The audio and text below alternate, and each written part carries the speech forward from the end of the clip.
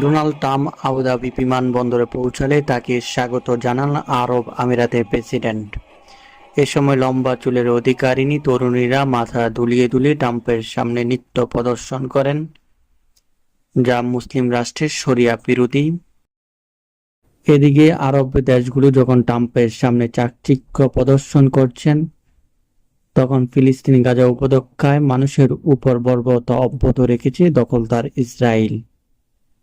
ধারণা করা হয়েছিল ট্রাম্পের সফরের সময় হামাস ইসরায়েলের মধ্যে যুদ্ধবিরতি কার্যকর পদক্ষেপ নেওয়া হবে, কিন্তু কাজের কাজ কিছুই হয়নি।